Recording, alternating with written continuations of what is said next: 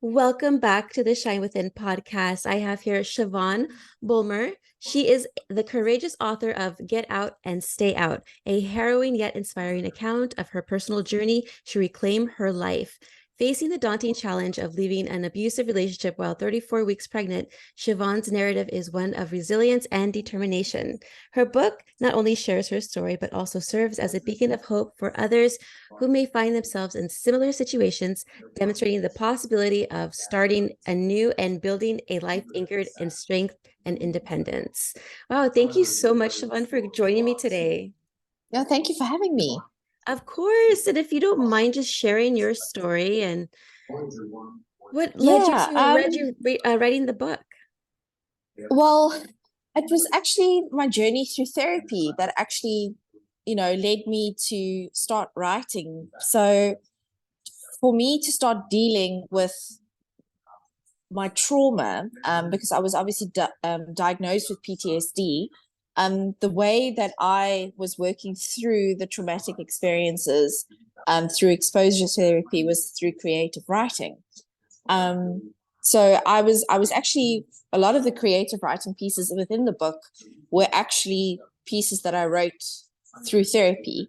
Um, and then throughout the years, I started to string the pieces together of actually building up the courage to say, when this happened, this is what it made me feel like. Usually in the beginning, when you've just walked out, you quite scared to actually say chronologically what's happened and how it happened and how you made me feel, because you sort of feel like they're gonna jump out of a corner and Yeah. and attack you. Yeah. So just it's 7 years now since I've walked out, and Oh, I'm only wow. now, yeah, it's only now at a space where I feel safe to actually string all the pieces together and that's what I did with my book, where I took out my journal, my therapy journal, and I read through all the pieces.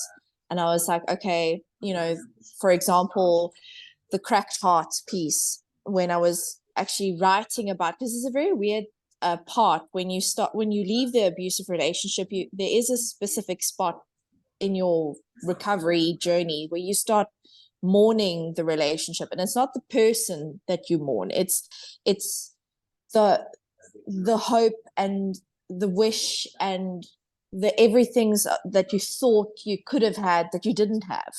Mhm. That is what you mourn. And I then decided, I should actually start putting these pieces into a story to make sense of it. Yeah. And that's how then I started writing chronologically my story, how it happened, every abusive incident and what happened after that and how it made me feel. And that's how the piece came in.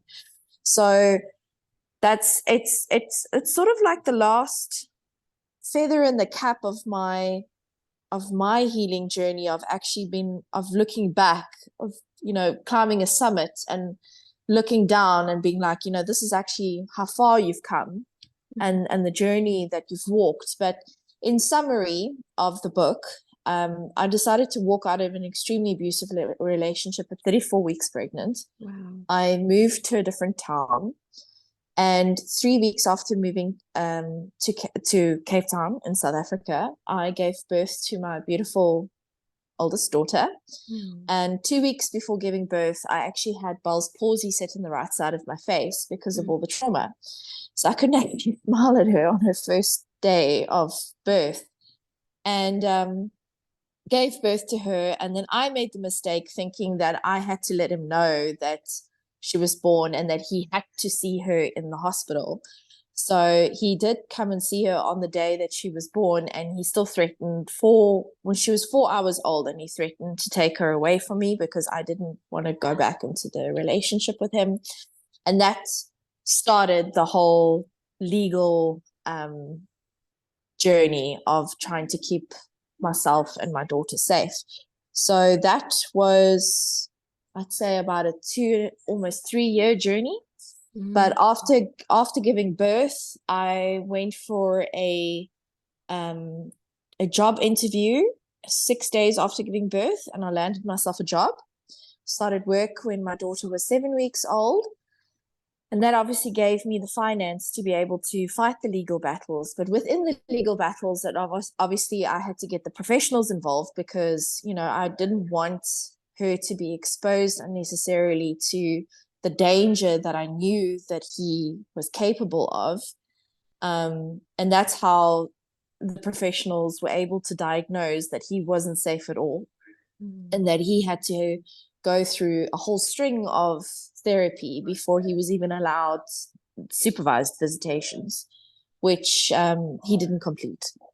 And through and then I was obviously assigned therapy because I was diagnosed with PTSD, which I was more than happy to do, because obviously I didn't want to emotionally harm my daughter in any way. I wanted to be able to be a whole enough mum to be able to allow her to develop emotionally sound enough, and also to heal myself, because I didn't, when something traumatic like that happens to you, it's you should want to face those traumatic memories, because they just hinder you. They drag you down if you don't face them and you don't address them, and you take the power away from them, and you take your power back, because night terrors are horrible.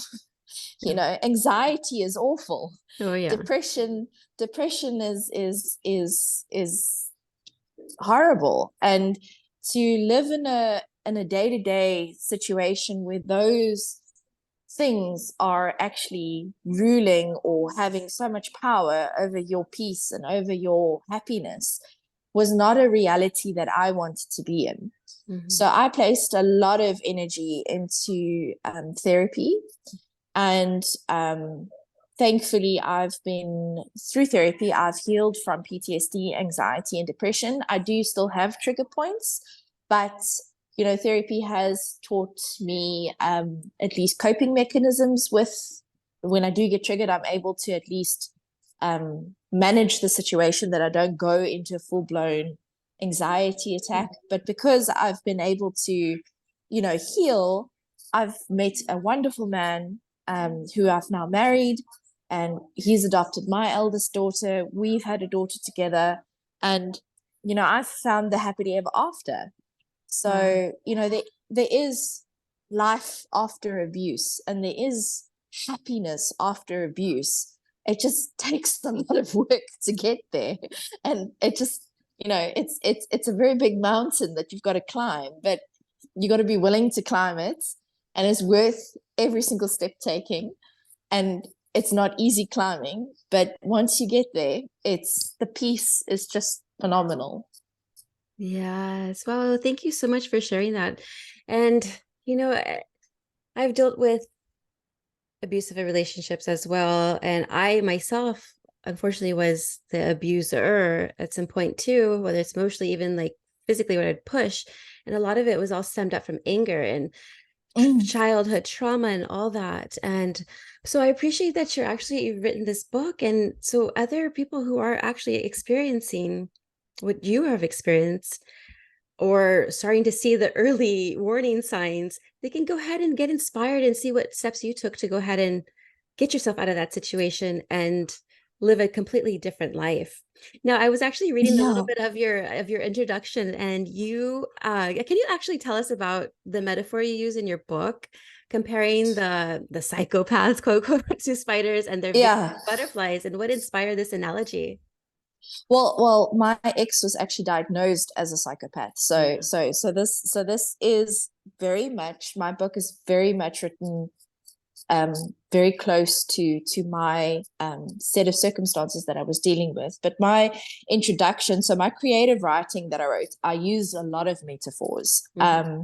Partly because, especially when you do read further onto the book, when I start speaking of, using metaphors to be able to describe depression, anxiety, or even just happiness, sadness, it does help other people to be able to relate or understand to a situation if they've never experienced, for example, anxiety, being able to use a metaphor that they might be able to understand.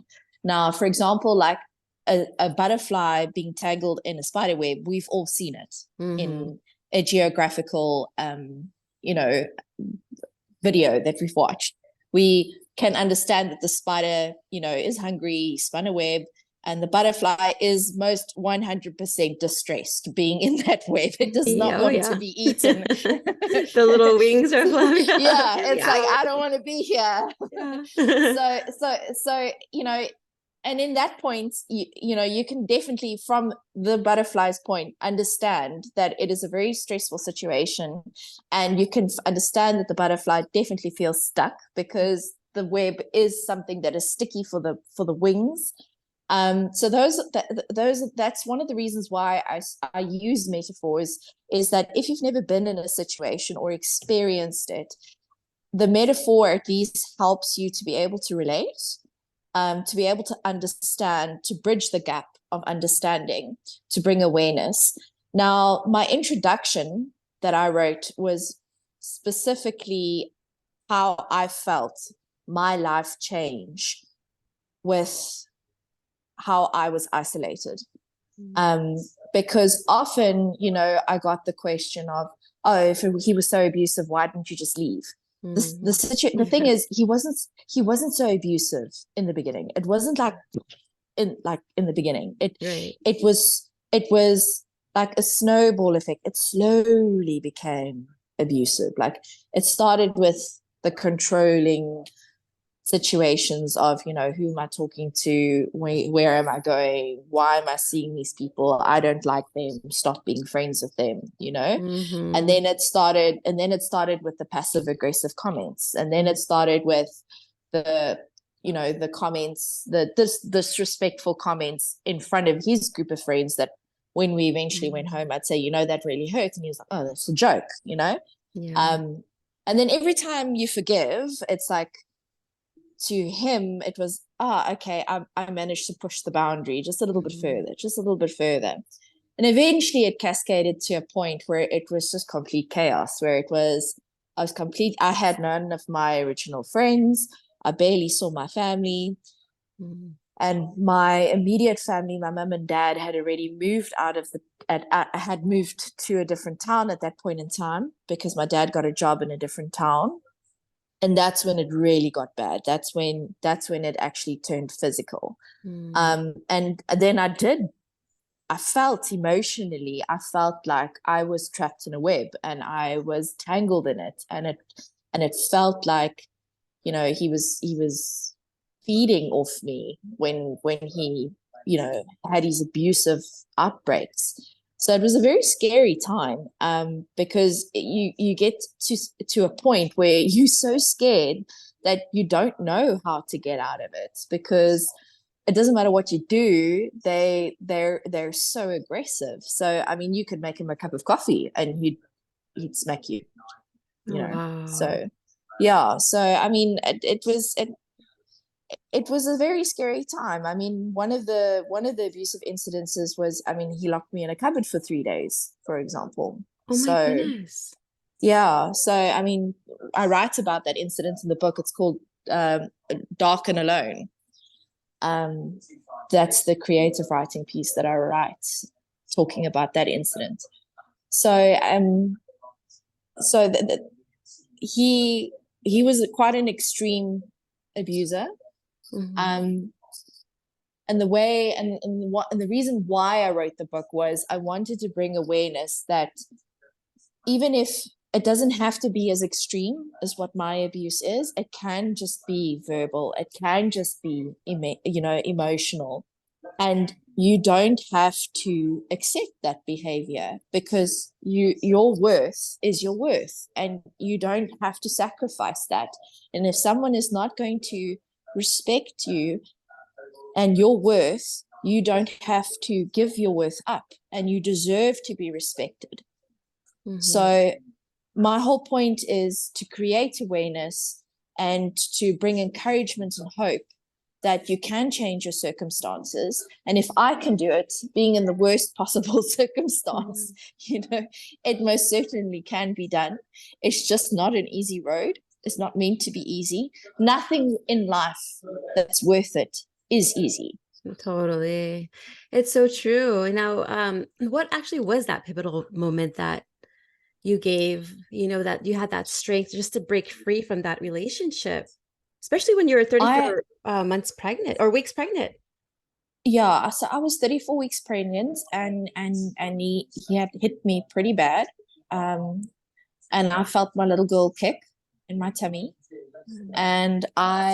and he had left, and I lay on the bed, and I just cried. I sobbed like I hadn't, that heart cry sob where you Oh yeah, were you wailing. crying from your soul. you Yes. you are, your cells are crying. And I'm a Christian. I believe in Jesus, and Yes. I just cried out to God. I said, God, I know I haven't spoken to you for a while. I know I've wandered from you, but I need your help. I need your Mm. help. Please help me. I don't know what to do. This is not what Alexia deserves. I don't want her to know this. Like, what do? I don't know what to do. Mhm. And I heard God call out to me. I just heard Shavonne. And it was this incredible silence that it was just the most beautiful sound, that I just knew that I had to pay attention Yeah. to whatever was going to happen next, because the doors were going to open for me to be able to to move. And the next day, so that was a Sunday, the Monday I went to work, and they were offering voluntary separation packages. Mm. And I applied for the voluntary separation package. And my manager to call me in and say, look, we don't really want to let you go because you're a good worker. And then I disclosed what I was actually dealing with at home. And I said, look, I need this because it's going to fund me to be able to go to my mum and my dad. And then they approved it. And that gave me the finances to be able to fund my move. Mhm. And I didn't tell my ex about it. He was working in an industry where he needed to work out of town quite often. So I waited for him to do his next out of town work, where he was working out of town for 3 days. And I literally packed my stuff up in 3 days, left the keys in the post office, the post box, and I was gone. Amazing. Oh, Yeah. you remind me of the story of when I was drinking severely in my car, and I just didn't want to live that life anymore because it was destroying everything. I Mm. called out to God too. I was like, God, I believe in Jesus. I'm a follower of Jesus. He's my mentor. He's everything. So thank you for bringing Jesus up. I said, God, I cannot live like this anymore. Like, I can't. I need your help. And then not soon after, I had to be hospitalized for pancreatitis, and it was I'm actually at a sorry. faith-based hospital that I stayed at. Ironically, and I actually got treated there, detox and everything, and then changed my whole life after that. That was about 6 years That's ago. amazing. Yeah, and so I really truly believe when you call out to God, He's there. He No, is he's there there all the time. all the Yeah. time, and He's been there. And it's just we just sometimes like we forget. Like, okay, yeah, We're we forget. stubborn. Yes, we're stubborn. Stubborn. We want to do it our way until it Yeah. doesn't work anymore, and then that's it. We're like, we give up. We can't do anything else, Yeah. right? So I totally I feel you on that, and that's so beautiful that you shared that with me. Now, I know you had mentioned about therapy and that was part of your healing journey. Is there anything else you did to heal and just to rediscover yourself? And what are some key steps you actually took? Well, I think a big thing was, you know, definitely, and I think this is where a lot of women struggle in being able to break the cycle, is being able to 100% cut off. Like, I cut him off. Like, I didn't communicate with him. I didn't, like, any communication that he had was his lawyer to my lawyer. So there was no messaging between him and me. And I honestly believe that was probably the saving grace, because it stopped the poison. They are so good at how they manipulate, and they are so good at how they, to an extent, mind control. Mm-hmm. So when you're able to break that, and you're on your own and in a safe space. So I went to my parents and they were able to give me, I'm blessed that I have parents that are safe and have a safe environment, had a safe environment for me to recuperate in. I was able to start hearing my own thoughts again. I was able to start thinking my way again, because you lose yourself completely. You become a shell of yourself. Yeah. So that was definitely a big key factor. The second key factor was obviously my parents being healthy and safe and sound people, because they spoke affirmation into me, and obviously being believers themselves, they prayed over me, they prayed into the situation. And then the third would be therapy. I had very good therapists who were also believers, and we really took the bull by the horn, and we read right to the situations that needed to be dealt with.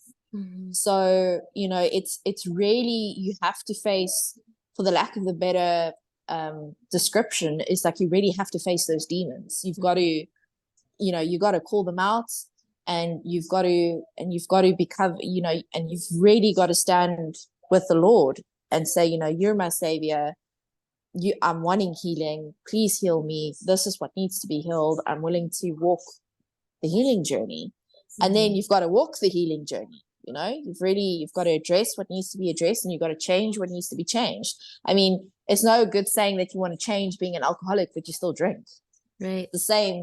It's the same with an abusive relationship. It doesn't help that you want to change your circumstances and not be in an abusive relationship, but you're still talking to the person who's abusive towards you. So, I mean, yes, there are women out there that are unfortunately in co-parenting relationships with an abuser, and it's a bit more difficult to be cut off from them. So I was not married to my ex, so the whole legal situation changes completely, having to be in contact with him or not. But those circumstances where you were married and now you're co-parenting because you're divorced, you could still set up a very strict boundary and how to communicate and when to communicate, and even if it has to stay through a lawyer. It's all about boundaries, right? Because of how they attack here, and that was definitely one of my biggest things. I mean, I remember my first week being with my mum and my dad. My ex was a heavy smoker as well, and she washed my clothes for me, and I remember my clothes coming out, my mum was hanging it in my cupboard, and I was like, oh mommy, my clothes smell so nice, they smell so nice. And I got changed, and then we were having a cup of tea on the little patio, and then she's like, what are you thinking? And I was like, mommy, I'm actually just thinking nothing right now. I'm actually just listening to the birds. And it was just a profound moment of how noisy they make your mind, of so much lies, of you're not good enough, or you're fat, or you're ugly, or whatever nonsense they put on there. They make your mind so noisy that when you eventually break away and you actually do get in a peaceful situation, how peaceful it is. That my mind was actually quiet for the first time in a very, very long time. And that was a very profound moment. Wow, what a liberating feeling, just to feel that that mind of yours just feel free from all of that chatter, that negative talk. Because we start taking on that. The more we hear it, the more we feel like it's true. That is, the birds are beautiful, aren't they? They are. They are very beautiful. Yeah, I love hearing the chirping. I love all nature. I love everything. And that's what actually helped me in my healing journey, was being out in nature. I love that so much. Now, what message would you like to give someone who might be feeling like either trapped or in a similar situation as you had? You are worthy. Don't let anyone else make you feel otherwise. You are worthy. Yeah. And that's, and I think that's whether you're an alcoholic, or a drug addict or an abusive relationship or a rape victim or a domestic violence survivor or someone who's wanting to take your life because you're someone who self-harms. I think the biggest message is that you are worthy. Yeah. And that God does love you. He just loves you for you. You don't have to do anything. You just you, and he loves you for you, and that's enough. Absolutely. And lastly, what's actually next for you? Because both as an author and as a champion for change in the narrative around abusive relationships, what's next? So I am writing another. So this is a one part in a 3 series. So it's Get Out and Stay Out. Then the next book I'm writing or busy with at the moment is called Living Rewired, because it is proven that living under abuse under an extensive period of time does rewire your brain. So if I had to go for an MRI, my brain physiologically looks different to someone that hasn't lived under an abusive situation for a long period of time. Even though I've gone for therapy, like I said, there's trigger points. So what I'm wanting to do with Living Rewired is to bring awareness to the challenges that someone faces like me, but also to normalize it, to be like, you know what, hey, this is your new normal. It's okay. Yeah. You know, life's a bit boring. It's okay to be a little bit weird, you know. And then the third one is to be called Learning How to Fly, but fly capital letters and then in brackets, first love yourself. Because I first had to love myself before I met David. And you know, and that's would be my journey in its entirety. So Get Out and Stay Out, Living Rewired, and then Learning How to Fly, i.e. aka First Love Yourself. Although I have gotten a feedback from one of my followers on Instagram on Get Out and Stay Out, and they were like, I need to write Get Out and Stay Out as a fiction version based in the medieval times, very over dramatized. and I need to have like a killing off version of the abuser. And I was like, whoa, okay, maybe, I don't know. I know, right? And you're gonna be like, oh, medieval times. Yeah. So I'm playing around with that idea. I don't think it's terribly a bad idea, because, you know, for me, it's whatever medium I can use to touch a section of people's lives. And if I can write a book that section of people would touch those people's lives, then great, because it's all about one person's life that needs to be changed. Right. And for as far as my Instagram and TikTok, I've created a character called Shavella, and she represents the trauma brain. And basically what I do on TikTok and Instagram is I just blog about the challenges that one faces before getting out of an abusive relationship, after getting out of an abusive relationship, and even 7 years after getting out of an abusive relationship. It's just to normalize it. It's like, you know what? It's not always rainbows and sunshine. It's not meant to be rainbows and sunshine. It's okay. It's not always rainbows and sunshine, because you know what? There is sometimes a rainbow, and when it's there, it's beautiful. Right.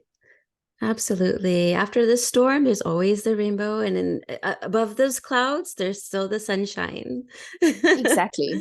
Yeah. Exactly. Well, where can our listeners follow you and find you? What is your Instagram? You said in TikTok handle. Yeah, so they both at Make Room for Yourself 07. I've kept it quite simple. Yeah. And then to find your book as well. Yes, so my book is on Amazon. It's Get Out and Stay Out, but the link is on both of my bios on Instagram and on TikTok. Wonderful. Well, thank you so much, Shavonne, for sharing your incredible story, because it's very difficult to be vulnerable and share your story, but it's so important because everyone has a message. It's like our mess is our message, and it will help others who are going through the same thing. So thank you so much. And thank you for giving me the platform to do this. And You're just as amazing with your story. Oh, So thank keep you on so being much. you. Thank you.